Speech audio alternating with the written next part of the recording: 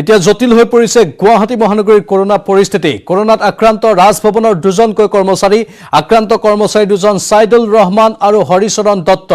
Containment জোন ঘোষণা কৰা হৈছে ৰাজভৱনত। ইফালে লকডাউনৰ মাজতেই কৰোনাত আক্ৰান্ত কামৰূপ মহানগৰৰ অতিৰিক্ত জিলা উপায়ুক্ত চিন্ময় নাথ আৰু জনসম্পৰ্কৰক্ষী বিষয়া ৰতন সাউদৰ দেহতো কৰোনাৰ অৱস্থিতি ধৰা পৰিছে। ইফালে মহানগৰীত এই পৰ্যন্ত 1000ৰো অধিক আৰক্ষী বিষয়া আৰু জোৱান কৰোনাত আক্ৰান্ত হোৱাৰ লগতে থাকিবলগীয়া হৈছে কোৱাৰেণ্টাইনত। লগতে মহানগৰীৰ সংবাদ প্ৰতিষ্ঠানসমূহতো কৰোনাৰ আগ্ৰাসন পৰিলক্ষিত হৈছে। জালুকবাৰী আৰক্ষী থানাৰ OC উপেন কলিতাও আক্ৰান্ত হৈছে কৰোনাত। মুঠতে এতিয়া জটিল হৈ পৰিছে গুৱাহাটী মহানগৰীৰ কৰোনা পৰিস্থিতি। কৰোনাত আক্ৰান্ত ৰাজভৱনৰ দুজন কৰ্মচাৰী, আক্ৰান্ত কৰ্মচাৰী দুজন সাইদুল ৰহমান আৰু হৰিচৰণ দত্ত। কণ্টেইনমেণ্ট জোন ঘোষণা কৰা হৈছে ৰাজভৱনক। ইফালে লকডাউনৰ মাজতেই কৰোনাত আক্ৰান্ত কামৰূপ মহানগৰৰ অতিৰিক্ত জিলা উপায়ুক্ত চিন্ময় নাথ আৰু জনসম্পৰ্কৰক্ষী বিষয়া ৰতন সাউদ। মহানগৰীত এই পৰ্যন্ত 1000ৰো অধিক আৰক্ষী বিষয়া আৰু জোৱান কৰোনাত আক্ৰান্ত হোৱাৰ লগতে থাকিবলগীয়া হৈছে কোৱাৰেণ্টাইনত।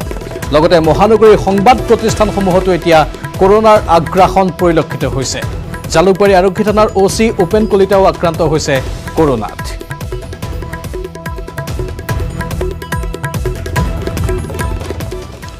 কাইলৈৰ পৰা গুৱাহাটীত খুলিব গেলামালৰ পাইকাৰী দোকান। 5 আৰু 7 জুলাইত খুলিব গেলামালৰ পাইকাৰী দোকান। 6 আৰু 8 জুলাইত খুলিব গেলামালৰ খুচুৰা দোকান। পুৱা 11 বজাৰ পৰা আবেলি 4 বজালৈ খোলাৰ অনুমতি দিয়া হৈছে। অৱশ্যে গেলামালৰ দোকানসমূহ 12 জুলাইলৈকে এক নিৰ্দিষ্ট সময়সীমাৰ ভিতৰত খুলিব পাৰিব বুলি স্পষ্ট কৰি দিয়া হৈছে। পুৱা 11 বজাৰ পৰা আবেলি 4 বজালৈ খোলাৰ অনুমতি প্ৰদান কৰা হৈছে। গুৱাহাটীত কাইলৈৰ পৰা মুঠতে আৰম্ভ হ'ব আনলক। 5 জুলাইৰ পৰা 12 জুলাইলৈকে এই আনলক। খুলিব পাৰিব কেতবোৰ প্ৰতিষ্ঠান। দুদিন ফল-মূল শাক-পাচলিৰ হোম ডেলিভাৰীৰো অনুমতি দিয়া হৈছে। 6 আৰু 8 জুলাইত ফল-মূল শাক-পাচলিৰ হোম ডেলিভাৰীৰ অনুমতি প্ৰদান কৰা হৈছে।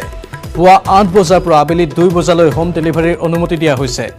ইফালে ঔষধৰ পাইকাৰী দোকান খুলিব 6 আৰু 8 জুলাইত। পুৱা 10 বজাৰ পৰা আবেলি 4 বজালৈ খুলিব ঔষধৰ পাইকাৰী দোকান। 10 জুলাইত এদিনৰ বাবে খুলিব ই-কমাৰ্চ। ডাকঘৰ জীৱন বীমা নিগমৰ 10% কৰ্মচাৰীৰে খোলাৰ অনুমতি প্ৰদান কৰা হৈছে। দুয়োটা শাখা কাৰ্যালয়ত 10% কৰ্মচাৰীৰ অনুমতি। পদপথত অৱশ্যে কোনো দোকান খোলাৰ অনুমতি দিয়া নাই। ৰাজ্যৰ মুখ্য সচিব কুমাৰ সঞ্জয় কৃষ্ণই এই ঘোষণা কৰে।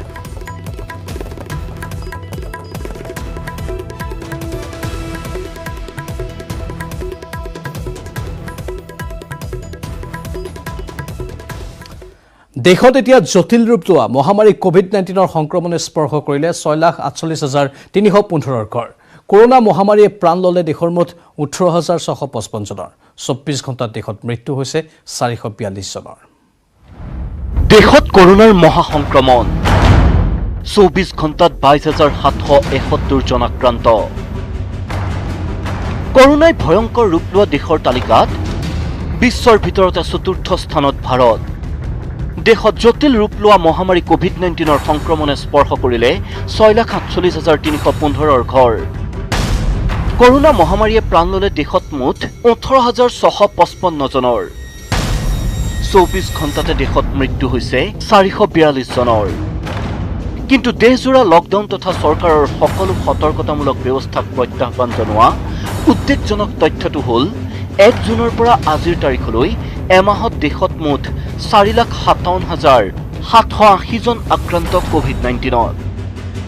অৱশ্যে কেন্দ্ৰীয় তথা প্ৰতিখন প্ৰদেশৰ চৰকাৰৰ প্ৰচেষ্টাত দেশত আৰোগ্যৰ হাৰ হৈছেগৈ 60.80%।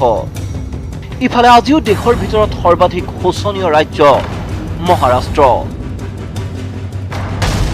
মহাৰাষ্ট্ৰত বৰ্তমানলৈ সৰ্বাধিক 8,376 জনৰ মৃত্যু। শুকুৰবাৰৰ দিনটোতে 198 জনে মহাৰাষ্ট্ৰত সাৱটি ল'লে মৃত্যু।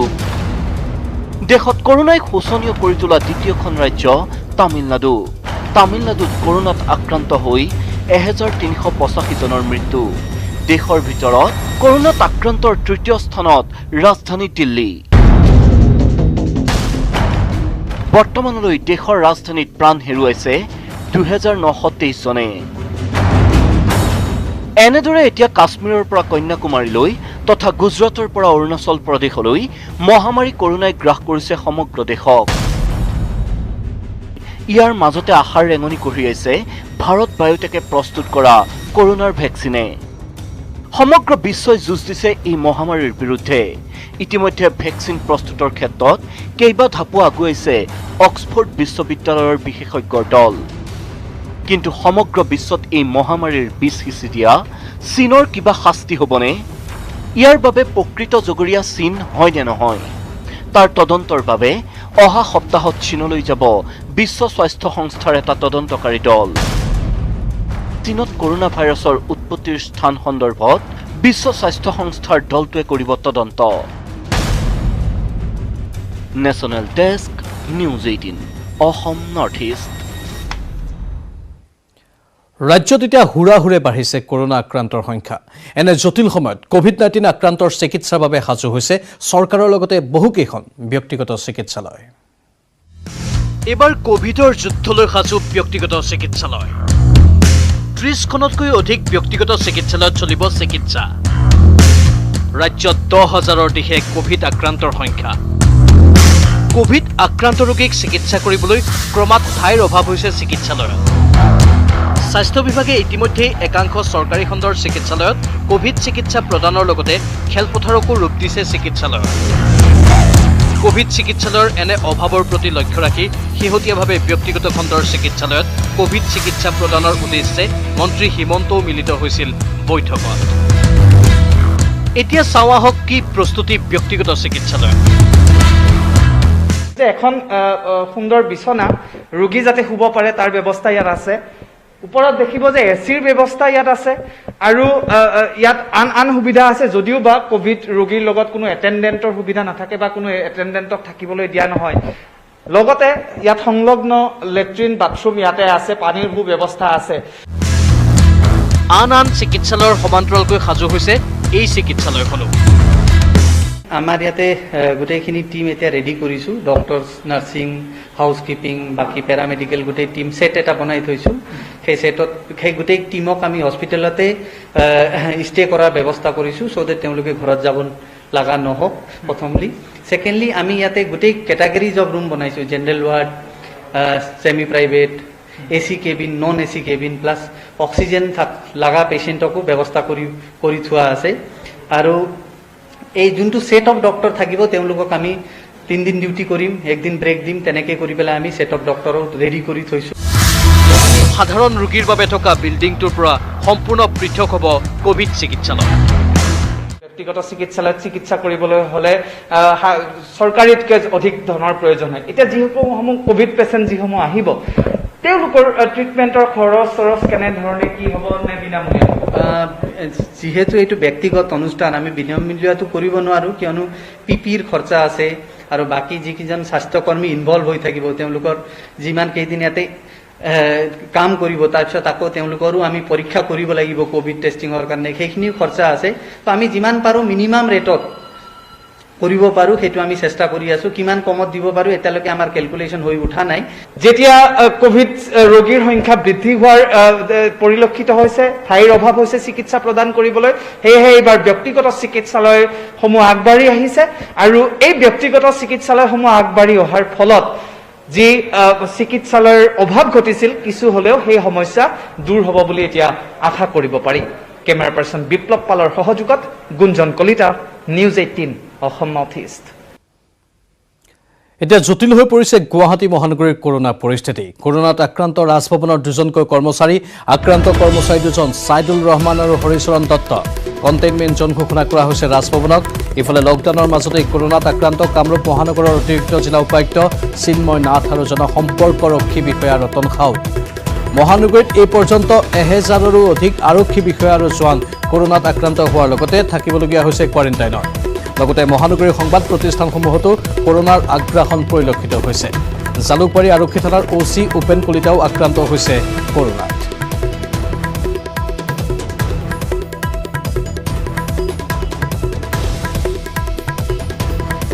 ইতিমধ্যে আমি জনাইছোঁ যে গুৱাহাটী মহানগৰীত কৰোনা আক্ৰান্তৰ সংখ্যা বৃদ্ধি পাই গৈ আছে।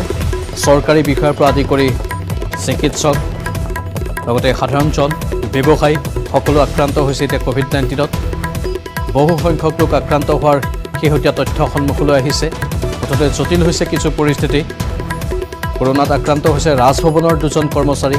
তেওঁলোকৰ নাম ছাইদুল ৰহমান, হৰিচৰণ দত্ত।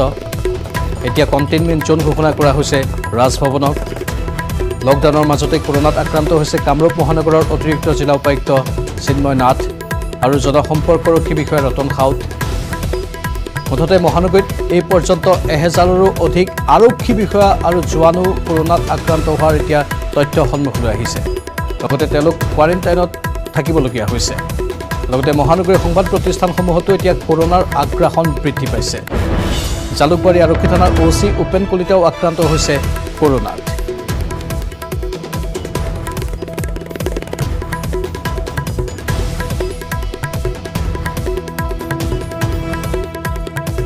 যেহেতু সাৱধানে থকাৰ বাহিৰে এতিয়া বিশেষ কোনো উপায় নাই সকলোকে সাৱধানে থকাৰ বাবে চৰকাৰী নিৰ্দেশনা ইতিমধ্যে দিয়া হৈছে তাৰ মাজতেই কাইলৈৰ পৰা আনলক প্ৰক্ৰিয়াও আৰম্ভ হ'ব আনলক প্ৰক্ৰিয়াৰ এই সময়ছোৱাটো যাতে সাৱধানতা কোনো লোকে এৰি নিদিয়ে তাৰ ওপৰত চকু ৰাখিবলৈ চৰকাৰ প্ৰশাসনে আহ্বান জনাইছে কাৰণ বজাৰ সমাৰ কৰিবলৈ যেতিয়া লোকসকল ওলাব এজন দুজনকৈ কিন্তু সেই সময়ছোৱাটো যাতে কোনো লোকে লকডাউনৰ নীতি নিয়মসমূহ ভংগ নকৰে বিশেষকৈ গেলামালৰ দোকানত সামগ্ৰী ক্ৰয় কৰাৰ সময়ছোৱাত যিখিনি সাৱধানতা ল'ব লাগে সেই সাৱধানতাখিনি প্ৰত্যেকেই যাতে লয় তাৰ ওপৰতো চোকা দৃষ্টি ৰাখিব আৰক্ষী প্ৰশাসনে কালিৰ পৰা যিহেতু গেলামালৰ দোকানসমূহ পুৱা 11 বজাৰ পৰা আবেলি 4 বজালৈ খোলা ৰখা হ'ব 12 জুলাইলৈকে এই সময়খিনিতো সাৱধান সকলোকে হ'বলৈ নিৰ্দেশ দিয়া হৈছে লগতে ডাকঘৰ আৰু জীৱন বীমা নিগমৰ কাৰ্যালয়ত 10% কৰ্মচাৰীৰে কাম কাজসমূহ সোমবাৰৰ পৰা চলাব পাৰিব ইফালে 6 আৰু 8 তাৰিখে শাক পাচলি ফল মূল ঘৰে ঘৰে যোগান ধৰা হ'ব হোম ডেলিভাৰী ব্যৱস্থা কৰা হ'ব এটা নিৰ্দিষ্ট সময়সীমাৰ ভিতৰত পুৱা 8 বজাৰ পৰা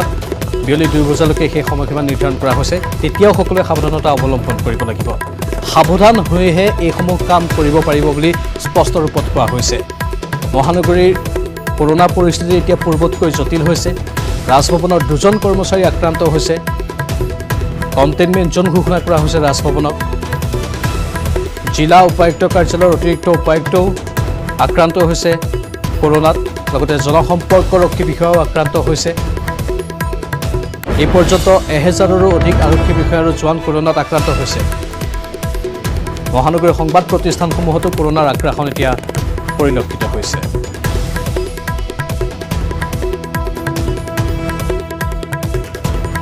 2021 নিৰ্বাচনলৈ এতিয়াও বহুদিন কিন্তু টিকট কেন্দ্ৰিক যুঁজ আৰম্ভ হৈছে বিজেপিত মৰিগাঁৱত বিজেপিৰ টিকটক লৈ ৰমাকান্ত দেউৰী আৰু পৱন মান্তাৰ মাজত মুকলি সংঘাত দেউৰী বনাম পৱন মান্তা মৰিগাঁৱত আৰম্ভ নিৰ্বাচনৰ টপত যুঁজ নিৰ্বাচনৰ দিন যিমানেই চমু চাপি আহিছে সিমানেই বিজেপিৰ টিকট কেন্দ্ৰিক যুঁজ তুংগত উঠিছে মৰিগাঁও বিধানসভা সমষ্টিৰ টিকটৰ দাবীদাৰ হিচাপে নিজকে প্ৰক্ষেপ কৰি তিৱা স্বায়ত্তশাসিত পৰিষদৰ মুখ্য কাৰ্যবাহী বিষয়া পৱন মান্তাৰ ঘোষণা তিৱা জাতিৰ বিৰুদ্ধে কাম কৰিছে ৰমাকান্ত দেউৰীয়ে মই একেষাৰতে কম যে তেওঁ সম্পূৰ্ণ মই অসুখী তেওঁক লৈ বোলে মই কেতিয়া সুখী নহয় তেওঁ সম্পূৰ্ণ তিৱা জনগোষ্ঠীটো মানে উন্নয়নৰ বিপক্ষে কাম কাজ কৰিছে তিৱা স্বায়ত্তশাসিত পৰিষদত সংঘটিত কৰা দুৰ্নীতিৰে ৰমাকান্ত দেউৰী মৰিগাঁৱৰ বিধায়ক হোৱাৰ বিস্ফোৰক অভিযোগ তুলি মুখ্য কাৰ্যবাহী পৱন মান্তাৰ দাবী যদিহে বিজেপিয়ে মান্তাক নিদিয়ে টিকট ৰমাকান্ত দেউৰীকো দিব নোৱাৰিব টিকট প্ৰত্যাহ্বান হৈ থিয় দিব পৱন মান্তা মই নাপালেও মৰিগাঁও সমষ্টিত যে খলনি হ'ব লাগে এইটো কথা কিন্তু খোজৰে কিন্তু ৰাইজে কিন্তু ইতিমধ্যে উপস্থাপন কৰি আছে পৱন মান্তা আৰু ৰমাকান্ত দেউৰীৰ মাজত আৰম্ভ হোৱা আভ্যন্তৰীণ কন্দলে বিজেপিক মৰিগাঁৱত বিপদত পেলোৱাৰ সম্ভাৱনাই এতিয়া প্ৰবল যদিহে বিজেপিয়ে পৱন মান্তা বা ৰমাকান্ত দেউৰীক টিকট প্ৰদান কৰে তেন্তে চিপৰাং ৰাজনীতি চলিব মৰিগাঁৱত ইফালে 2016ত অগপক তেজপুৰ সমষ্টি এৰি দি অনুশোচনা দগ্ধ হোৱা তেজপুৰ নিজৰ দখললৈ আনিবলৈ সাজু বিজেপি কোনো কাৰণতে তেজপুৰ অগপক এৰি দিয়ে বিজেপিয়ে বৃন্দাবন গোস্বামীক টিকট দিলে মানি নলয় তেজপুৰ বিজেপিয়ে তেজপুৰ উদ্ধাৰৰ বাবে ফিল্ডত নামিছে ঋতুপৰণ শৰ্মা প্ৰয়াত বিধায়ক ৰাজেন বৰঠাকুৰৰ ভাতৃ জিতেন বৰঠাকুৰ দুজন বিজেপি নেতাই ইতিমধ্যে নিজাববীয়াকৈ তেজপুৰত আৰম্ভ কৰিছে কাম বিগ ব্ৰাদাৰ বিজেপি এতিয়া কি কৰিব মিত্ৰতাৰ ধৰ্ম পালন কৰিব নে দলীয় কৰ্মীৰ মনোবল বৃদ্ধি কৰিব আৰু দলীয় কৰ্মীৰ যদি মনোবল বৃদ্ধি কৰে তেনেহ'লে তেজপুৰ নিজৰ দখললৈ আনিব বিজেপিয়ে। কেমেৰা পাৰ্চন নিতুল কৃষ্ণৰ সহযোগত মই Raju Barua, news 18 Assam north east. এতিয়া আউল লাগিছে কংগ্ৰেছ আৰু AIUDFৰ মিত্ৰতাৰ সমীকৰণত। কংগ্ৰেছৰ কেইবাজনো প্ৰাক্তন সংখ্যালঘু বিধায়কে AIUDFৰ সৈতে বিচৰা নাই মিত্ৰতা। 2021 চনৰ বিধানসভা নিৰ্বাচন। আগন্তুক বিধানসভা নিৰ্বাচনৰ পূৰ্বে আউল লাগিছে কংগ্ৰেছ AIUDFৰ প্ৰস্তাৱিত মিত্ৰতাৰ অংকত। নিজৰ ৰাজনৈতিক ভৱিষ্যতৰ স্বাৰ্থত মিত্ৰতাৰ বিৰুদ্ধে গোপনে সভা অনুষ্ঠিত কৰিছে কেইবাজনো কংগ্ৰেছৰ প্ৰাক্তন সংখ্যালঘু বিধায়কে। তাৰ বিপৰীতে বিজেপিক উৎখাতৰ স্বাৰ্থত AIUDF সহিতে বৃহৎ জনগোষ্ঠীৰ মিত্ৰতাৰ পোষকতা কৰিলে প্ৰাক্তন উদ্যোগ মন্ত্ৰী ছিদ্দিক আহমেদে। যিসকলে হয়তো এতিয়া এই এলায়েন্সটো বিচৰা নাই তেওঁলোকে হয়তো নিজৰ স্বাৰ্থটিখিনি কৰি আছে। যেতিয়া মই গম পাইছোঁ যে এইটো নহয়, এইটো পাৰ্চনেল স্বাৰ্থৰ কাৰণে এইবিলাক হৈ আছে, তেতিয়া মই এইটো তেওঁলোকক মানে আঁতৰিছোঁ। মই অন্ততঃ বৃহৎ এটা এলায়েন্সৰ কথা চিন্তা কৰিছোঁ। AIUDFৰে কংগ্ৰেছৰ মিত্ৰতা হলে নামনি অসমৰ কেইবাখনো আসন ক্ৰমে পশ্চিম বিলাসীপাৰা, গৌৰীপুৰ, জনিয়া, ভৱানীপুৰ, দক্ষিণ অভয়াপুৰী, ধুবুৰী, মধ্য অসমৰ ধিং, যমুনামুখ, বৰাক উপত্যকাত হাইলাকান্দি, কাটলিচেৰা, আলগাপুৰ, উত্তৰ অসমত নাওবৈচা সমষ্টি বৰ্তমানৰ বিধায়ক থকা AIUDFক এৰি দিব লাগিব কংগ্ৰেছে। সেয়ে হলে পুনৰবাৰ কংগ্ৰেছৰ টিকেট লৈ বিধায়ক হম বুলি ভবা সংখ্যালঘু নেতাসকলৰ আশাত চেঁচা পানী পৰিব। সেয়ে কংগ্ৰেছৰ প্ৰাক্তন বিধায়ক আলী আকবৰ মিয়া, মহিবুল হক, ইন্দিছ আলী, নজি উমৰ আৰু বহুজনে বিভিন্ন সময়ত আন বহুজনৰ সৈতে বিভিন্ন বৈঠকত মিলিত হৈছে। সেই গ্ৰুপত নাই বুলি স্পষ্ট কৰি দিছে ছিদ্দিক আহমেদে। কংগ্ৰেছী নেতাই যিটো এলায়েন্স বিচৰা নাই, তেওঁলোকে হয়তো নিজৰ স্বাৰ্থৰ কাৰণে ভাবিছে আমি হয়তো তেওঁলোকে মানে টিকেট নাপাব বুলি ভাবি আছে। কিন্তু মই সেইটো আগতেও কৈছোঁ, আপোনালোকক কৈছোঁ যে মই এইটো গ্ৰুপত নাই। মই অসমৰ স্বাৰ্থ বিচাৰিছোঁ। মই সাম্প্ৰদায়িক শক্তিক প্ৰতিৰোধ কৰিব বিচাৰিছোঁ। মই নিজৰ স্বাৰ্থ মই কেতিয়াও ভবা নাই। কংগ্ৰেছৰ প্ৰাক্তন সংখ্যালঘু বিধায়ক তথা বহু নেতাৰ বুকুত উমি উমি জ্বলি থকা জুইকুৰাৰ মাজতে AIUDFৰ হাতত হাত ধৰি কংগ্ৰেছে BTCত আৰম্ভ কৰিছে নতুন ৰাজনীতি। কেমেৰাত নিতুল কৃষ্ণ দাসৰ সহযোগত Bipul Barman, news 18 Assam north east. Prime time এটিনত আৰু বহুকেইটা গুৰুত্বপূৰ্ণ খবৰ আছে, জনাম চমু বাণিজ্যিক। পুনৰ স্বাগতম। 9 মে'ত কাজিৰঙাৰ অন্তিমটো গড় হত্যাৰ পাছতেই পোহৰলৈ আহিছে এক ভয়ংকৰ তথ্য। দুৰ্বৃত্তৰূপী চোৰাং চিকাৰী নহয়, অসম গৌৰৱ এশিঙীয়া গড়ক টাৰ্গেট কৰিছে অত্যাধুনিক অস্ত্ৰ শস্ত্ৰৰে সুসজ্জিত উগ্ৰপন্থীৰ দলে। কিন্তু কোন এই উগ্ৰপন্থীৰ দল?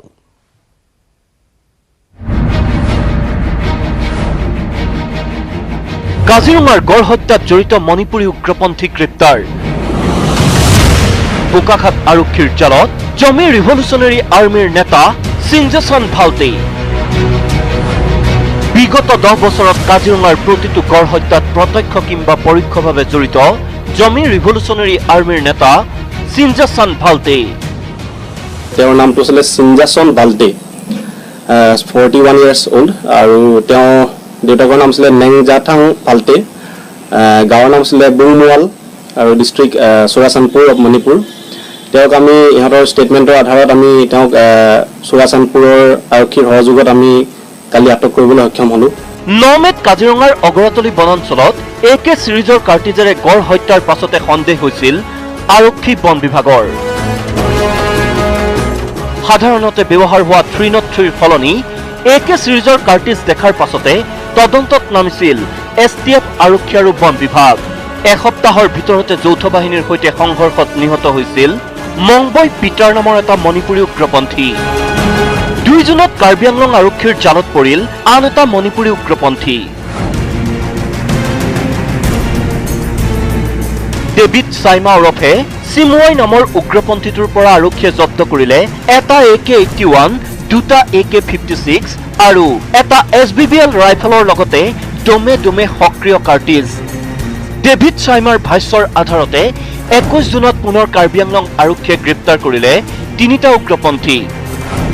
জনথাং ওৰফে থাংবই, মুমিন আৰু নিংমাইলু ওৰফে লুলুন। এই 4 উগ্ৰপন্থীৰ ভাষ্যৰ আধাৰতে মণিপুৰৰ সুৰচনপুৰত অভিযান বোকাখাত আৰক্ষীৰ সেই অভিযানতে আৰক্ষীৰ জালত পৰিল জমি ৰিভলিউচনাৰী আৰ্মিৰ নেতা তথা কুখ্যাত গড় চিকাৰী সিঞ্জাছন ভালটে কাজিৰঙাত 17ৰ পৰা 18টা গড় হত্যাত জড়িত সিঞ্জাছন ভালটে ধন অস্ত্ৰ যোগান ধৰাৰ পৰা জেলত থকা চোৰাং চিকাৰীক জামিনত মুকলাই অনালৈকে সকলোখিনি তদাৰক কৰে সিঞ্জাছনে আনকি জামিনত মুকলি হৈ নহালৈকে চোৰাং চিকাৰীৰ পৰিয়ালকো পোহপাল দিয়ে জেদাৰীৰ নেতা তথা মাফিয়াটোৱে তেওঁলোকে তাত ফাইনেন্সিঙো কৰে প্লাছ আৰ্মছৰ ছাপ্লাই কৰে আৰু যদিহে একিউজবোৰ যদি গ্ৰেপ্তাৰ হয় তেওঁলোকৰ লয়াৰ খৰচাৰ পৰা আদি কৰি ফেমিলি খৰচালৈকে তেওঁলোকে প্ৰভাইড কৰে বুলি আমি গম পাইছোঁ এতিয়া আমি তেওঁক জুডিচিয়েল মেজিষ্ট্ৰেটৰ আগত প্ৰডিউচ কৰিছোঁ আৰু আমাক 4 দিনৰ কাৰণে পুলিচ কাষ্টডিত দিছে আদালতত হাজিৰ কৰি সিঞ্জাছন ভালটেক 4 দিনৰ জিম্মাত লৈ বোকাখাত আৰক্ষীয়ে চলাইছে জেৰা এই জেৰা কালত পোহৰলৈ অহাৰ সম্ভাৱনা আছে ৰাজ্যত সক্ৰিয় হৈ থকা বহু চোৰাং চিকাৰীৰ পৰিচয় বোকাখাতৰ পৰা প্ৰদ্যুৎ মহন্তৰ report news 18 Assam north east ডিব্ৰুগড়ৰ সহকাৰী অধ্যাপকৰ নিৰ্লজ্জ কাণ্ডই জোকাৰিছে সমগ্ৰ ৰাজ্য ধ্ৰুৱজিৎ চৌধুৰীক দেশৰ সকলো বিশ্ববিদ্যালয়তে নিষিদ্ধকৰণৰ দাবী উত্থাপন হৈছে ৱেবছাইটত পৰ্ণ ভিডিঅ' আপলোড কৰা সহকাৰী অধ্যাপকজনক ইতিমধ্যে জেললৈ প্ৰেৰণ কৰা হৈছে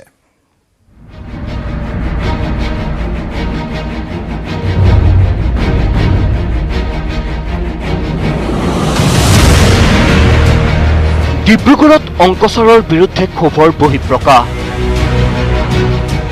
বিশ্ববিদ্যালয়ত ধ্ৰুৱজিৎ চৌধুৰীৰ প্ৰৱেশ নিষিদ্ধ কৰাৰ দাবী ডিব্ৰুগড় বিশ্ববিদ্যালয়ত তেখেতক কোনোদিনাই কিন্তু ইয়াত আমি শিক্ষকতা কৰিব নিদিওঁ যদি তেখেতক নিলম্বিত হ'ব লাগে তেখেত এতিয়া ৰঙা ঘৰৰ আলহী হৈছে নিজৰে অশ্লীল ভিডিঅ' বিদেশী পঞ্চায়তত আপলোড কৰা ডিব্ৰুগড় বিশ্ববিদ্যালয়ৰ গণিতৰ অধ্যাপক ধ্ৰুৱজিৎ চৌধুৰী দুটি সন্তানৰ পিতৃ ধ্ৰুৱজিতৰ কাণ্ডক সৰ্বত্ৰ গৰিহণা হোটেলৰ কোঠাত যুৱতীৰ সৈতে অভিসাৰত লিপ্ত হোৱাৰ দৃশ্য কেমেৰাত বন্দী কৰি নিজেই পঞ্চায়তত আপলোড কৰা ধ্ৰুৱজিৎ চৌধুৰীক দৃষ্টান্তমূলক শাস্তি বিহাৰ দাবী এইগৰাকী অধ্যাপকৰ ওপৰত বিহিত ব্যৱস্থা গ্ৰহণ কৰিব লাগে যাতে বিশ্ববিদ্যালয় কালিমা হানিব বিচৰা আৰু যদি কোনোবা এনে ব্যক্তি আছে সেই ব্যক্তিসকলে যাতে ভয় কৰে পাঠশালাত ঘৰ ধ্ৰুৱজিৎ চৌধুৰীৰ সৰুৰে পৰা অত্যন্ত মেধাৰ পৰিচয় দিয়া ধ্ৰুৱজিতে কটনৰ লগতে অধ্যয়ন কৰিছিল বিশ্বৰ আগশাৰীৰ শিক্ষা প্ৰতিষ্ঠান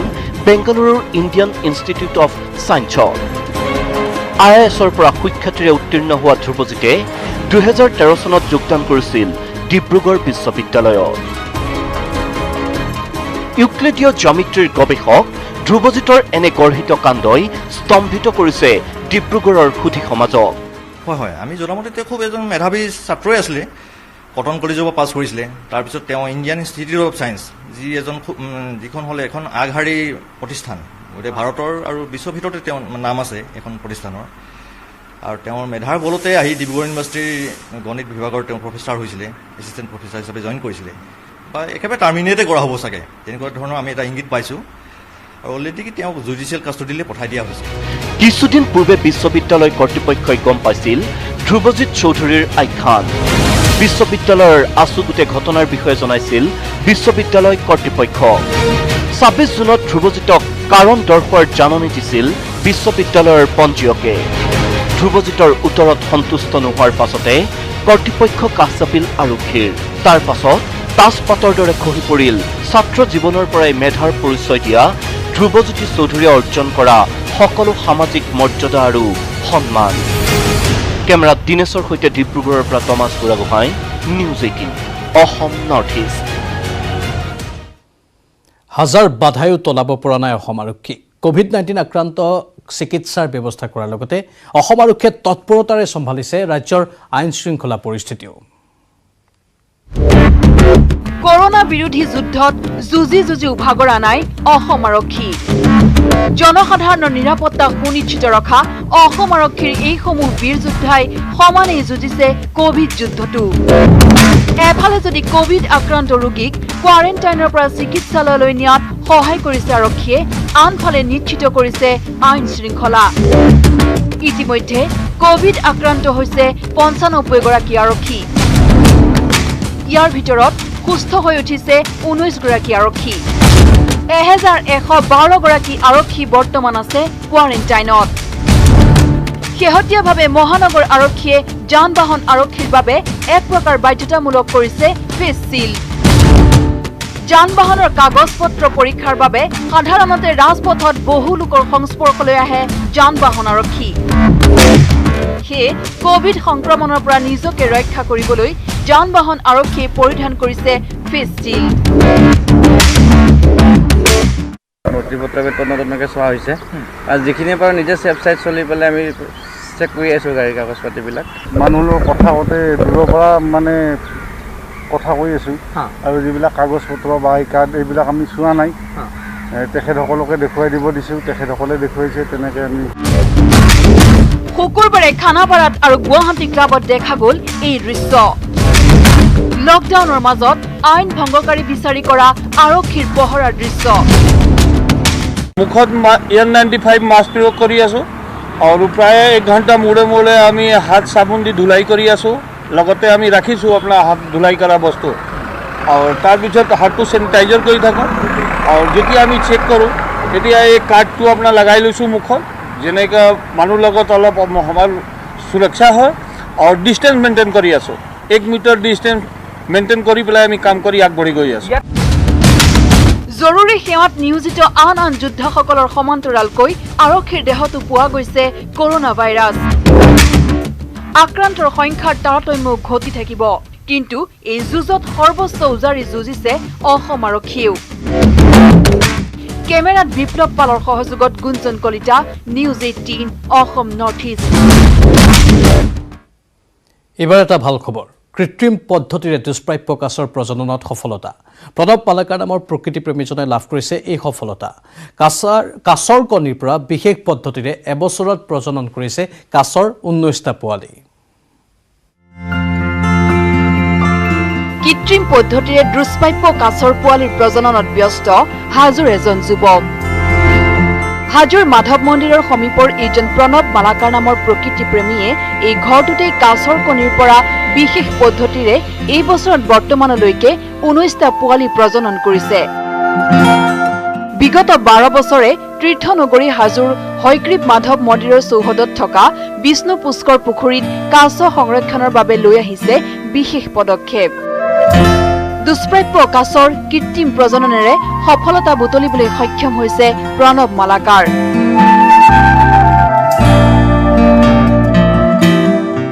2007 পৰা মই পুখুৰীত জড়িত বিষ্ণু পুষ্কৰ পুখুৰী মাধৱ মন্দিৰৰ 2018 পৰা মোৰ কাছৰ প্ৰতি এটা মৰম বাঢ়িলে কাৰণে কাছখিনি কণী পাৰে কণীখিনি নষ্ট হয় কাৰণে গোটেই পাওঁতে শিলৰ কংক্ৰিট আছিলে কাছখিনি কণী পাৰিব নোৱাৰি ঘূৰি ফুৰে শিলৰ ফাকে চাকে কণীখিনি পাওঁ সেইখিনি সংৰক্ষণ কৰাৰ কাৰণে মই মানে আগতেও মানে এটা হেৰিৰ লগত কাম কৰিছিলোঁ NGO এটা আছিলে তেতিয়া TSC বুলি কয় টাৰ্টল চাৰ্ভাইভেল এলিয়েন্স আৰু আমাৰ গুৱাহাটী ইউনিভাৰ্চিটিৰ পৰা এটা আছিলে TCRP বুলি কয় গতিকে তেওঁলোকৰ লগত কাম কৰিছিলোঁ কৰি মানে কণীখিনি সংৰক্ষণ কৰিছিলোঁ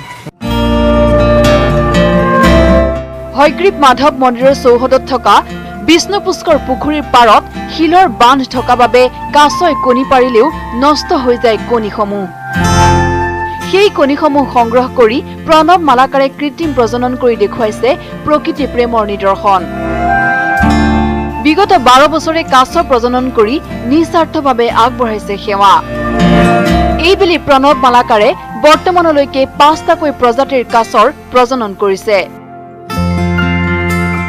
মই আছোঁ কথা হৈছে মোৰো পৰিয়ালটো অলপমান যথেষ্ট অসুবিধাত পৰিছে গতিকে স্থায়ীভাৱে এটা যদি ব্যৱস্থা কৰি দিয়ে মানে এইটো ফৰেষ্ট ডিপাৰ্টমেণ্টৰ পৰা গতিকে মোৰ চলাত সুবিধা হয় আৰু কামটো মই ফৰেষ্ট ডিপাৰ্টমেণ্টৰ হৈ কামটো কৰিম গতিকে মন্দিৰ বা আমাৰ পুখুৰী কমিটিখনো থাকিব ইয়াতে জড়িত হৈ বা ৰাইজ থাকিব কামটো কৰাত মোৰ যথেষ্ট সুবিধা হ'ব এইটো মানে হাজোৰ কাৰণে এটা বৰ ডাঙৰ মানে গৌৰৱৰ বিষয় যে হাজোৰ পুখুৰীত মানে ইমান প্ৰজাতিৰ কাছ আছে এতিয়ালৈকে 15টা প্ৰজাতি মই পাইছোঁ নিজাকৈ কিছুদিন পূৰ্বে বিষ্ণু পুষ্কৰৰ ভালে সংখ্যক মাছৰ অস্বাভাৱিকভাৱে মৃত্যু হোৱাৰ পিছতেই স্থানীয় ৰাইজৰ তৎপৰতাত গঠন হোৱা পুখুৰী পৰিচালনা সমিতিয়ে মুখ্যমন্ত্ৰী সৰ্বানন্দ সোণোৱালৰ লগত এক আলোচনাত মিলিত হৈছিল পুখুৰীৰ সৌন্দৰ্যবৰ্ধন আৰু সংৰক্ষণৰ বাবে তৎকালীনভাৱে বিশেষ ব্যৱস্থা ল'বলৈ জিলা উপায়ুক্তক নিৰ্দেশ দিছিল মুখ্যমন্ত্ৰীগৰাকীয়ে তাৰ পাছতে এতিয়া বিষ্ণু পুষ্কৰ পুখুৰীৰ পৰিচালনা সমিতিয়ে কৃত্ৰিমভাৱে প্ৰজনন হোৱা কাছৰ পোৱালিসমূহ ৰখাৰ বাবে হাতত লৈছে বিশেষ ব্যৱস্থা।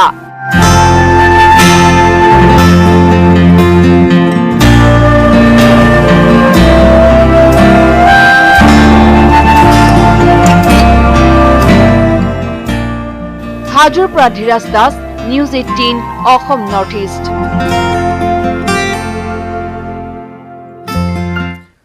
মুখ্যমন্ত্ৰীসকলৰ সৈতে প্ৰধানমন্ত্ৰীৰ ভিডিঅ' কনফাৰেন্স। মুখ্যমন্ত্ৰী সৰ্বানন্দ সোণোৱালৰ সৈতেও বাৰ্তালাপ কৰিছে দেশৰ প্ৰধানমন্ত্ৰীয়ে। আমি পোনপটীয়া সম্প্ৰচাৰ আগবঢ়াইছো। सेवा व्यक्ति के जीवन में, समाज के जीवन में, राष्ट्र के जीवन में बदलाव लाने के लिए हर देश यज्ञ में आहुति देते रहना हमारे लिए, हमारे संगठन का मतलब है सबका संग, सबका साथ, सबको लेकर के चलना है। हमारे लिए, हमारे संगठन का मतलब है सबका सुख, सबकी समृद्धि। हमारा संगठन समाज हित के लिए काम करने वाला है, संघर्ष करने वाला है, समाज और देश के लिए खप जाने वाला है। हमारे लिए हमेशा राष्ट्र प्रथम, नेशन फर्स्ट रहा है। और साथियों, ऐसा नहीं है ये बात हमने कहीं भाषणों के माध्यम से या पार्टी के प्रस्ताव में लिख करके पास कराई और उसके कारण हुआ। जी नहीं, राष्ट्र हित के इस भाव को, राष्ट्र प्रथम के इस भाव को स्थापित करने में हमारी कई पीढ़ियां खप गई है। दीनदयाल उपाध्याय जी, श्यामा प्रसाद मुखर्जी, अनेक महापुरुष, सभी वरिष्ठ नेता, अनगिनत इनके संस्कारों ने, जी करके दिखाए हुए संस्कार की श्रृंखला ने हमें प्रेरित किया है। और इसी प्रेरणा से भारतीय जनता पार्टी ने वंचित हो, शोषित हो, दलित हो, पीड़ित हो, सभी को समाज के अन्य वर्गों की बराबरी में लाने का, उन्हें सशक्त करने का निरंतर प्रयास किया है। आज इसी का परिणाम है कि भारतीय जनता पार्टी में, और हम गर्व से कह सकते हैं, हम कोई भेदभाव से नहीं देखते हैं, लेकिन दुनिया এবাৰ নগাঁও ৰেল ষ্টেচনত উত্তপ্ত পৰিস্থিতি। আৰক্ষীৰ পোছাকত ড্ৰাগছ ক্ৰয় কৰিবলৈ আহি ৰাইজৰ ৰোষত পৰিছে এজন যুৱক। ৰাইজে নিচাজাতীয় সামগ্ৰীসহ আবদ্ধ কৰে যুৱকজনক। ৰাইজৰ মাজৰ পৰাই পলায়নৰ অপচেষ্টা কৰে যুৱকজনে। অৱশ্যে এই পৰ্যন্ত যুৱকজনৰ পৰিচয় লাভ কৰিব পৰা হোৱা নাই। নগাঁও ৰেল ষ্টেচনৰ কাষত দীৰ্ঘদিন ধৰি ড্ৰাগছৰ ব্যৱসায় চলি থকাৰ অভিযোগ উত্থাপন কৰিছে ৰাইজে। নগাঁও ৰেল ষ্টেচনত এই উত্তপ্ত পৰিস্থিতিৰ খবৰ আমি জনাইছো। আৰক্ষীৰ পোছাকত ড্ৰাগছ ক্ৰয় কৰিবলৈ আহি ৰাইজৰ ৰোষত পৰিছে এজন যুৱক। ৰাইজে নিচাজাতীয় সামগ্ৰীসহ আবদ্ধ কৰে যুৱকজনক। ৰাইজৰ মাজৰ পৰাই পলায়নৰ অপচেষ্টা চলায় যুৱকজনে। অৱশ্যে এই পৰ্যন্ত যুৱকজনৰ কোনো পৰিচয় লাভ কৰিবলৈ সক্ষম হোৱা নাই। নগাঁও ৰেল ষ্টেচনৰ কাষত দীৰ্ঘদিন ধৰি ড্ৰাগছৰ ব্যৱসায় চলি থকাৰ অভিযোগ উত্থাপন কৰিছে ৰাইজে।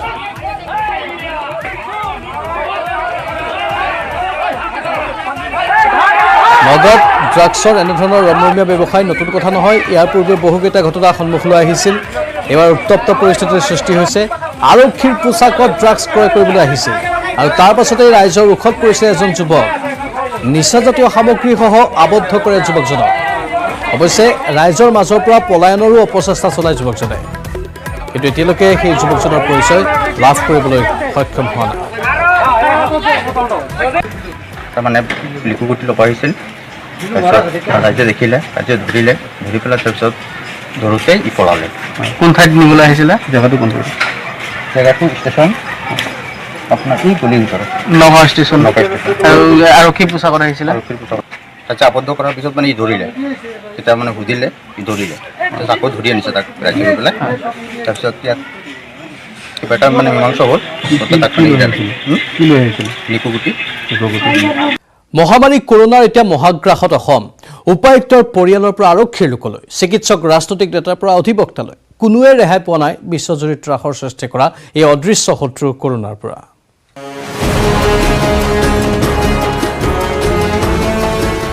ৰাজ্যত কৰোনাৰ ভয়াৱহ গণসংক্ৰমণ।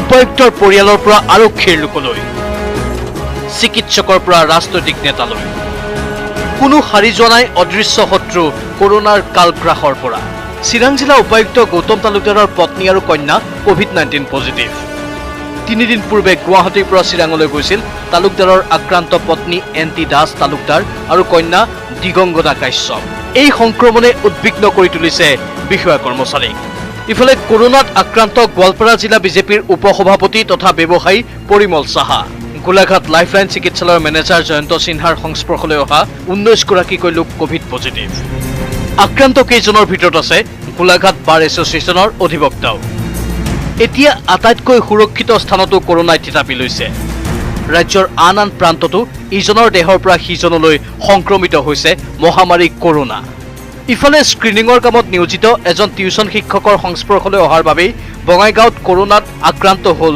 কণ ছাত্ৰ-ছাত্ৰী এই পৰ্যন্ত জিলাখনৰ আক্ৰান্তৰ সংখ্যা 133 জন কৰোনাৰ গ্ৰাসত ভাৰতীয় ষ্টেট বেংকৰ মঙলদৈ শাখাৰ এজন চতুৰ্থ বৰ্গৰ কৰ্মচাৰী কৰোনা আক্ৰান্তই 400 অতিক্ৰম কৰিলে শোণিতপুৰ জিলা ইফালে কৰোনাক লৈ ধেমালি কৰিবলৈ এৰা নাই একাংশই তাৰ প্ৰমাণ পোৱা গ'ল গোৱালপাৰা চহৰত কোনোবাজনে যদি মাস্কখন পকেটত সোমাই ৰাখিছে আন কোনোবাজনে আকৌ গলপতা হিচাপে ব্যৱহাৰ কৰিছে সন্দেহ নাই সামাজিক সচেতনতাৰ অভাৱ আৰু এছামৰ অদূৰদৰ্শিতাৰ বাবে ৰাজ্যত জটিল হৈছে কৰোনা পৰিস্থিতি bureau report news 18 Assam north east Superman নে বাহুবলী মৰিয়নিৰ বিধায়ক ৰূপজ্যোতি কৰ্মীৰ কাণ্ডই এবাৰ খলকনি তুলিছে মৰিয়নিত বাহুবলীৰ দৰে এখন হাতেৰে ভাগিলে প্ৰকাণ্ড পকী দেৱাল সিনেমাত নহয় ৰিয়েল লাইফত বাহুবলীয়ে এফালৰ পৰা খহাইছে পকী দেৱাল বাহুবলীৰ ৰূপ লোৱা এইজন মৰিয়নিৰ বিধায়ক ৰূপজ্যোতি কৰ্মী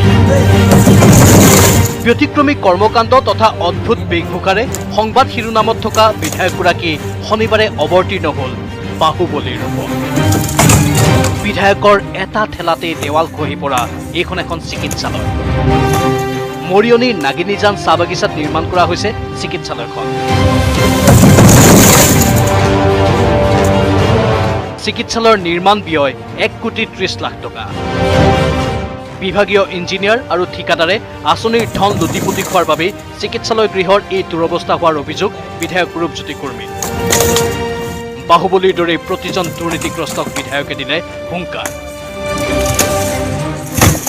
1,30 লাখ টকা বৰ্তমান চৰকাৰখনে দিছিল ইয়াৰ কাৰণে চৰকাৰখনক ধন্যবাদ জনাইছোঁ বহু কাম অসম চাহ নিগমত কৰিব লগা আছিল পূৰ্ব কংগ্ৰেছ চৰকাৰৰ দিনত আমি ৰাস্তা বনোৱাৰ পৰা আদি কৰি পানী যোগান আঁচনি দিয়াৰ পৰা আদি কৰি কিছু কৰিছিলোঁ অলপ থাকি যোৱা কামৰ ভিতৰত অন্যতম একমাত্ৰ এটাহে গুৰুত্বপূৰ্ণ কাম আছিল হস্পিটেল তাকো বৰ্তমান বিজেপি নেতাধীন চৰকাৰখনে আজি কি বনাইছে কেমেৰাত ইতিমধ্যে আবদ্ধ হৈছে সকলোখিনি ৰাইজে দেখা পাইছে আজি হস্পিটেল চুই দিতে পৰি গৈছে নাংজান এই চাহ বাগানৰ ৰাইজে মই ধন্যবাদ জনাম মোক আজিৰ পৰা 4 মাহমান আগত মাতিছিল মই আহিছিলোঁ আহি পেলাই লগে MD লগে চেয়াৰমেন সকলোকে জনালোঁ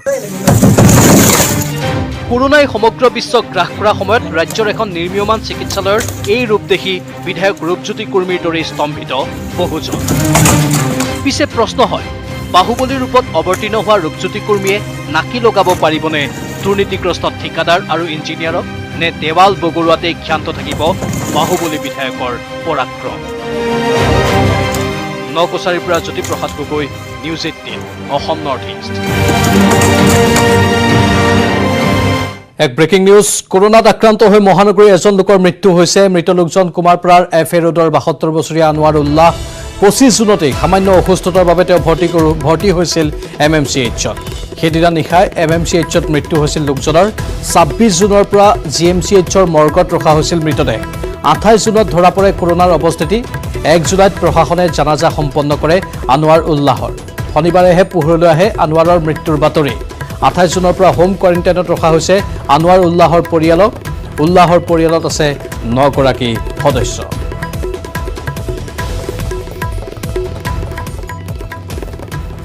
কৰোনাত আক্ৰান্ত হৈ মহানগৰীৰ এজন লোকৰ মৃত্যু হৈছে অৱশ্যে মৃত্যুৰ পাছতে তেওঁৰ দেহত কৰোনা থকা বুলি পোহৰলৈ আহিছে মৃত লোকজন কুমাৰপাৰাৰ FA ৰোডৰ 72 বছৰীয়া আনোৱাৰ উল্লাহ 25 জুনত সামান্য অসুস্থতাৰ বাবে ভৰ্তি কৰা হৈছিল MMCHত ব্যক্তিগৰাকী সেইদিনা নিশাই MMCHত মৃত্যু হৈছিল লোকজনৰ 26 জুনৰ পৰা GMCHৰ মৰ্গত ৰখা হৈছিল লোকজনৰ মৃতদেহ 28 জুনত ধৰা পৰে কৰোনাৰ অৱস্থিতি 1 জুলাইত প্ৰশাসনে জানাজা সম্পন্ন কৰে আনোৱাৰ উল্লাহৰ শনিবাৰেহে পোহৰলৈ আহে আনোৱাৰৰ মৃত্যুৰ বাতৰি 28 জুনৰ পৰা হোম কোৱাৰেণ্টাইনত ৰখা হৈছে এতিয়া আনোৱাৰ উল্লাহৰ পৰিয়ালক উল্লাহৰ পৰিয়ালত আছে 9 গৰাকী সদস্য 72 বছৰীয়া এজন লোকৰ মৃত্যু হৈছে কৰোনাত আক্ৰান্ত হৈ মৃত লোকজন ইতিমধ্যে আমি জনাইছো তেওঁৰ নাম আনোৱাৰ উল্লাহ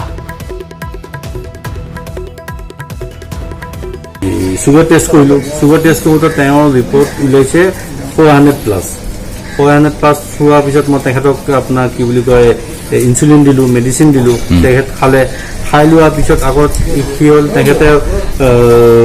তেখেতে ক'লে মই বাথৰুমলৈ যাম মই তেওঁক যেতিয়া লৈ যাব বিচাৰিছোঁ তেওঁ এতিয়া থিয় হ'ব নোৱাৰে ধৰি লৈ গৈছোঁ লৈ যোৱাৰ পিছত তেখেত বাথৰুমত এতিয়া পৰু অৱস্থা তেখেতক দাঙি মই যেতিয়া বাহিৰত আনিলোঁ অনাৰ পিছত তেখেত এতিয়া কি বুলি কয় আপোনাৰ উঠিব নোৱাৰে এতিয়া চেঞ্চলেছৰ নিচিনা হৈছে মই যেতিয়া হস্পিটেললৈ গ'লে গ'লোঁ ৰাতি 10:30 চালে MMCত চাই মেলি কিনে তেখেতক ক'লে যে এখেত আপোনাৰ ঢুকাই থাকিল এতিয়া এখেতৰ স্বাব টেষ্ট এটা ল'ব লাগিব মই লৈ লওক আপোনালোকৰ যোনটো প্ৰট'কল আছে কৰি লওক তো তেখেতে কি কৰিলে স্বাব টেষ্টটো কৰিলে স্বাব টেষ্ট কৰাৰ পিছত তেখেতে ক'লে যে এতিয়া আপুনি ৰাতিপুৱা আহিব কৈছে এতিয়া আপোনাৰ বডিটো দিয়া নহ'ব ৰাতিপুৱা আহিব মই আকৌ ৰাতিপুৱা গ'লোঁ 26 তাৰিখে যাওঁতে তেখেতে ক'লে যে বডিটো আপোনাক দিয়া নহ'ব এইটো এতিয়া মৰ্গত থাকিব GMCত যাব আপোনাক এইটো যেতিয়ালৈ ৰিজাল্ট নাহে তেতিয়ালৈ টেষ্টৰ ৰিপৰ্টটো নাহে তেতিয়ালৈ আপুনি নাপায় তাৰপিছত আমাৰ ভৰলু থানাৰ পৰা পুলিচ গ'ল এজন তেখেতে আকৌ সেই বডিটো লৈ মেলি কিনে আপোনাৰ মৰ্গত থৈ দিলে 26 তাৰিখে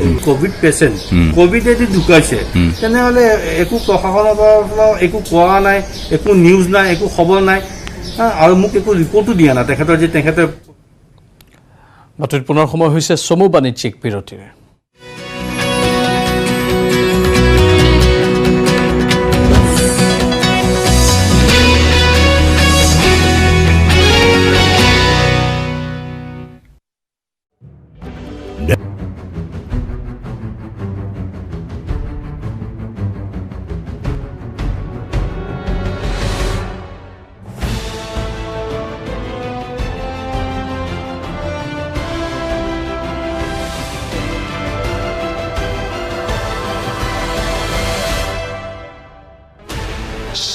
channels, 15 languages.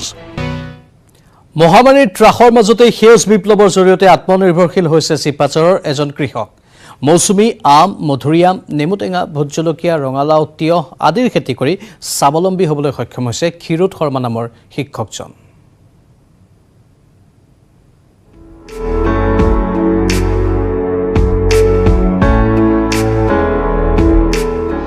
এফালে কৰোনা মহামাৰীৰ প্ৰভাৱ আনফালে নিবনুৱা সমস্যা বৃদ্ধি তেনে সময়তে আদৰ্শ দেখুৱাইছে দৰং জিলাৰ চিপাঝাৰ ৰাজহ চক্ৰৰ অন্তৰ্গত বছাচুবা গাঁৱৰ ক্ষীৰোদ শৰ্মাই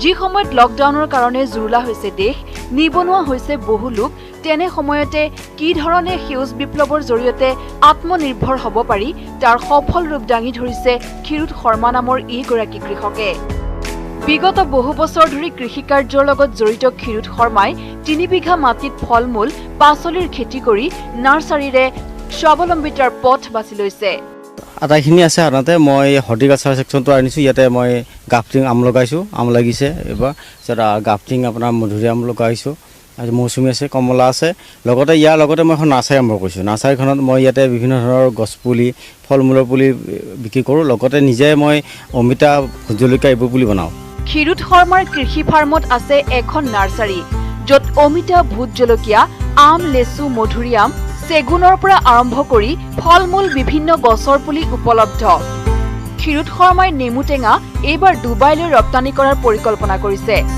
ডুবাইলৈ নিবলৈ 2 পৰা 3 কুইণ্টল নেমু সাজু কৰিছে কৃষকগৰাকীয়ে নেমুটো মই ছিজনটোত প্ৰায় আপোনাৰ 100-150 পোন গুচি যায় ইয়াৰ পৰা 150 পোন কিলো এনে পোন চিষ্টেমত যায় সেইটো পোন ধৰ আপোনাৰ 220 210 120 লাষ্ট 120 লৈ যায় সেইটো আৰু জলকীয়াটো আপোনাৰ যায় সেই পোন হিচাপে যায় জলকীয়াটো আপোনাৰ 220 এনেকৈ যায় সম্পূৰ্ণ বৈজ্ঞানিক পদ্ধতিত মৌচুমী আম মধুৰিআম নেমুটেঙা কেপচিকাম ভোট জলকীয়া ৰঙালাও তিয়হ আদিৰ খেতি কৰি সফল হ'বলৈ সক্ষম হৈছে কৃষকগৰাকী ঘৰতে প্ৰস্তুত কৰা কেঁচু সাৰৰ জৰিয়তে সম্পূৰ্ণ জৈৱিক পদ্ধতিৰে পাচলিৰ লগতে ফল-মূলৰ খেতি কৰিছে ক্ষীৰোদ শৰ্মাই।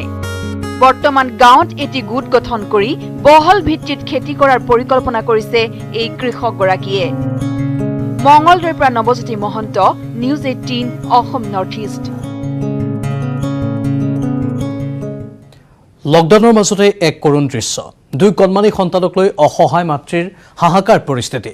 6 মাহৰ পাছত নিজ ঘৰলৈ বুলি যাত্ৰা কৰিলে ৰাখী দেৱ নামৰ মহিলাগৰাকীয়ে।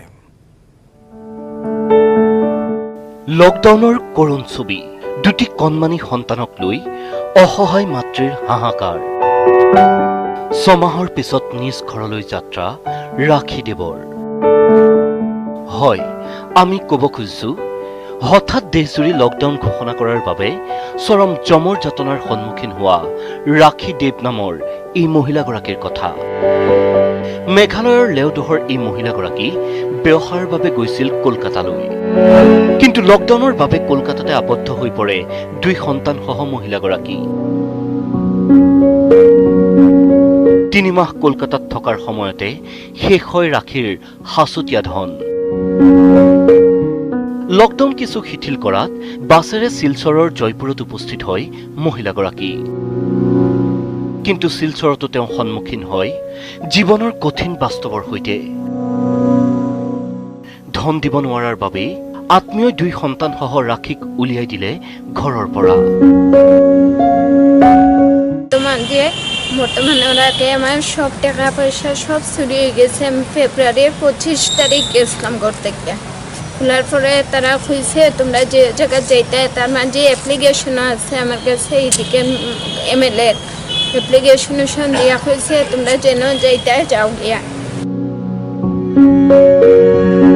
উপায়ন্তৰ হৈ সন্তানৰ কাণফুলি বন্ধকত দি তেওঁ উপস্থিত হয় শিলচৰৰ জিলা উপায়ুক্তৰ কাৰ্যালয়ত। তাতে ৰাখীদেৱৰ খবৰ পাই আন্তৰ্জাতিক মানৱ অধিকাৰ আয়োগে দুৰ্যোগ প্ৰশমন বিভাগৰ সৈতে যোগাযোগ কৰি অসহায় মহিলাগৰাকীক ঘৰলৈ পঠোৱাৰ ব্যৱস্থা কৰে। অৱশেষত 6 মাহৰ পিছত ৰাখীয়ে ঘৰ অভিমুখী যাত্ৰা আৰম্ভ কৰে। কিন্তু ৰাখী মাত্ৰ এটা উদাহৰণহে। হঠাৎ ঘোষণা কৰা লকডাউনে এনেদৰেই অমানিশা নমাই আনিলে খাটি খোৱা বহুতৰ জীৱনলৈ। শিলচৰৰ পৰা Aniruddha Laskar, news 18 Assam north east. নিজে মাস্ক নিপিন্ধাকৈ ৰাইজক সচেতন কৰিবলৈ আহি ৰোষত পৰিল অভয়াপুৰীৰ এগৰাকী বিষয়া। পহু খেদা দিওঁতে বিষয়াৰ মুখত সুৰাৰ বিকট গোন্ধও পালে ৰাইজে। তাৰ পাছতেই বিষয়াগৰাকীৰ শাস্তিৰ দাবীত উত্তাল হৈছে বঙাইগাঁও ৰাইজ। আগে আগে বিষয়া, পাছে পাছে ৰাইজ। ৰাইজৰ ৰোষত পৰা বিষয়াই গাড়ীৰ পৰা উলিয়াই পিন্ধাৰ চেষ্টা কৰিছে মাস্ক। তাতে আপত্তি ৰাইজৰ।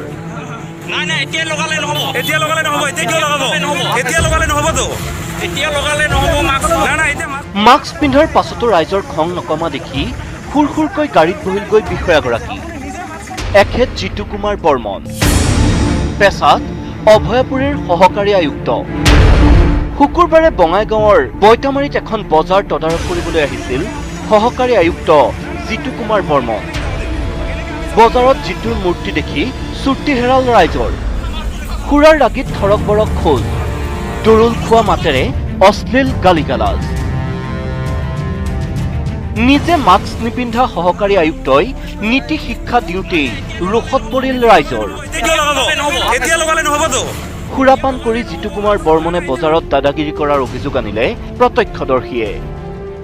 অসভ্য ধৰণৰ গালি গালাজ কৰিছে, যিটো ব্যৱহাৰ কৰিছে ইয়াৰ পৰা ৰাইজে একদম হতভম্ব হৈ পৰিছে। ই মানে এনেকুৱা কৰিছে যে মাস্ক আপোনালোকে পিন্ধিব লাগে, মাস্ক পৰিধান কৰি বজাৰত আহিব, কিন্তু তেখেতে মাস্ক পৰিধান কৰা নাই। আৰু তেখেতে একদম মানে মদ খাই মানে থলং গলং কৰি তেখেতে বজাৰত ঘূৰি আছে।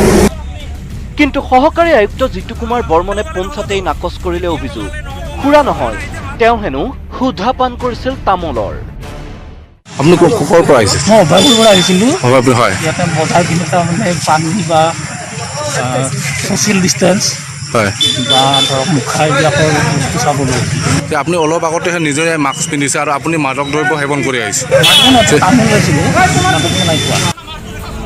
তামোল খাই খোজ থৰক বৰক হোৱা আয়ুক্ত জিতু কুমাৰ বৰ্মনক অৱশেষত ক্ষোভিত ৰাইজৰ কবলৰ পৰা উদ্ধাৰ কৰিলে বৈতামাৰী আৰক্ষীয়ে। নিজে মাস্ক নিপিন্ধাকৈ বজাৰত সাধাৰণ লোকক নীতি শিক্ষা দিয়া বিষয়াগৰাকীৰ কাণ্ডই বঙাইগাঁৱত সৃষ্টি কৰিছে তীব্ৰ প্ৰতিক্ৰিয়াৰ। বঙাইগাঁৱৰ পৰা Upananda Sharma, news 18 Assam north east. Assam চুক্তিৰ ফচল BCPLত এতিয়া বহিৰাগতৰ দাদাগিৰি। কৰ্মৰত অৱস্থাত অসমীয়া কৰ্মচাৰীক প্ৰহাৰ। দক্ষিণ ভাৰতৰ কৰ্মচাৰীৰ দাদাগিৰিক লৈও তীব্ৰ প্ৰতিক্ৰিয়াৰ সৃষ্টি হৈছে। অসম চুক্তিৰ ফচল BCPLত বহিৰাগতৰ দাদাগিৰি। কৰ্মৰত অৱস্থাত অসমীয়া কৰ্মচাৰীক প্ৰহাৰ। দক্ষিণ ভাৰতৰ কৰ্মচাৰীৰ দাদাগিৰিক লৈ তীব্ৰ প্ৰতিক্ৰিয়া।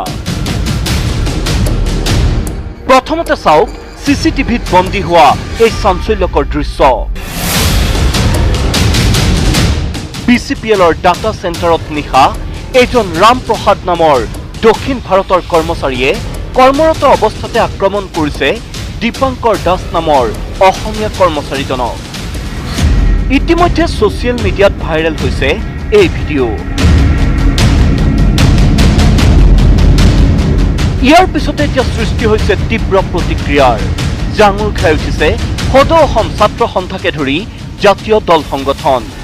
বিভিন্ন সময়ত অসমীয়া বিদ্বেষী মনোভাৱ গ্ৰহণ কৰি অহা BCPL কৰ্তৃপক্ষক গুণ্ডাগিৰি কৰা ৰামপ্ৰসাদৰ বিৰুদ্ধে কঠোৰ ব্যৱস্থা লোৱাৰ দাবী তুলিছে ছাত্ৰ সন্থাই। তেওঁ সিনিয়ৰগিৰি দেখাই তেওঁ প্ৰহাৰ কৰিছে। গতিকে আমি এটাই কথা কৈছো, BCPLত যি অনা অসমীয়াৰ দপদপনি সেই দপদপনি কেতিয়াও মানি লোৱা নহ'ব। আৰু যিগৰাকী বিষয়াই এই অসমীয়া যুৱকজনক প্ৰহাৰ কৰিছে সেইগৰাকী বিষয়াক কোনো কাৰণত আমি BCPLত চাকৰি কৰিব নিদিম। তেখেতক বৰ্খাস্ত কৰিবৰ কাৰণে আমি BCPL কৰ্তৃপক্ষক ইতিমধ্যে দাবী জনাইছো। ইতিমধ্যে অনা অসমীয়া গুণ্ডা ৰামপ্ৰসাদৰ বিৰুদ্ধে এজাহাৰ দাখিল কৰিছে ভুক্তভোগী দীপাংকৰে। ইতিমধ্যে সঞ্জীৱ দাস নামৰ যুৱকজনৰ সৈতে আমি কথা পাতিছো। তেখেতে আৰক্ষীক গোচৰ দিছে, লগতে ছাত্ৰ সন্থালৈও তেখেতসকলে পত্ৰ প্ৰেৰণ কৰিছে। আৰু যি কণ্টেক্সুৱেল ইউনিয়ন আৰু BCPLৰ যি কৰ্মচাৰী ইউনিয়ন তেওঁলোকলৈও তেওঁলোকে পত্ৰ প্ৰেৰণ কৰিছে।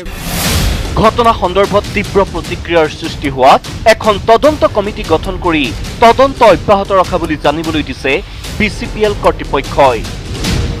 কিন্তু অসম চুক্তিৰ ফচল গেছ ক্ৰেকাৰ প্ৰকল্পত নিযুক্তিৰ ক্ষেত্ৰতো থলুৱাক বঞ্চিত কৰাৰ অভিযোগ উত্থাপিত হৈ অহাৰ সময়তে প্ৰকল্পটোত অনা অসমীয়া কৰ্মচাৰীয়ে চৰম গুণ্ডাগিৰিয়ে অসমৰ কৰ্মচাৰীক নিৰ্যাতন চলোৱা ঘটনা সহজভাৱে ল'ব পৰা নাই ৰাইজে।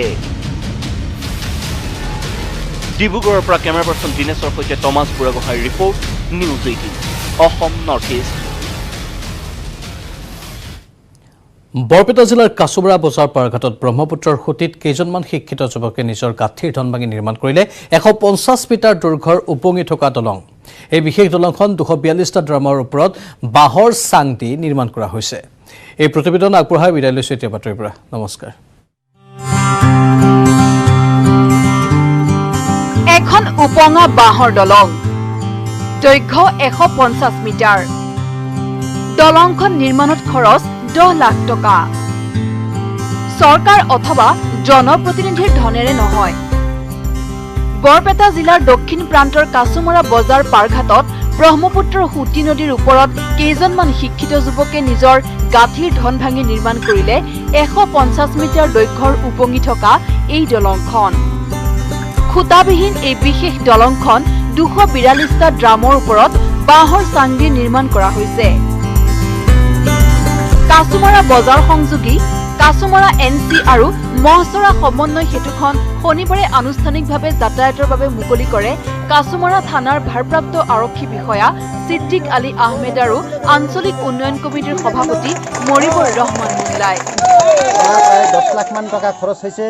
সেয়ে অসম চৰকাৰক বিনম্ৰভাৱে অনুৰোধ জনাওঁ, আমি অস্থায়ীভাৱেহে চলাৰ সুবিধা কৰি লৈছোঁ। এই দলংখন যাতে অতি সোনকালেই আমাৰ স্থায়ী এখন সমাধান কৰি দিয়ে। বাঁহেৰে নিৰ্মাণ কৰা এই বিশেষ দলংখন মুকলি হোৱাত স্থানীয় ৰাইজ উৎফুল্লিত হৈ পৰিছে। যাতায়াতৰ ক্ষেত্ৰত এই বৃহত্তৰ অঞ্চলৰ ৰাইজে ভোগ কৰি অহা দীৰ্ঘদিনীয়া এক সমস্যাৰ সমাধান ঘটিছে দলংখন মুকলি হোৱাত। আমরা এক গ্রামের মানুষ পার হই, আমরা ফ্রি পার হই। আজকে যদি আমরা টাকা পয়সা নেই রাইজে আমাদের প্রতি এটা ধন্যবাদ কাজে আমি ওটা অনুরোধ রাখছি টাকা আমরা ম্যানেজ করুন যে জায়গায় থেকে হয় দলংখনেৰে যাতায়াত কৰা ৰাইজৰ পৰা যাতে কোনো ধৰণৰ টকা লোৱা নহয় তাৰ বাবে দলং নিৰ্মাণ সমিতিৰ সদস্যসকলক অনুৰোধ জনাই উন্নয়ন কমিটিৰ সভাপতিগৰাকীয়ে লগতে দলং নিৰ্মাণত খৰচ হোৱা ধন অতি শীঘ্ৰে যুৱককেইজনক ঘূৰাই দিয়া হ'ব বুলি কয় উন্নয়ন কমিটিৰ সভাপতি মৰিবৰ ৰহমান মোল্লাই। Niloy Bhattacharya report news 18 Assam north east.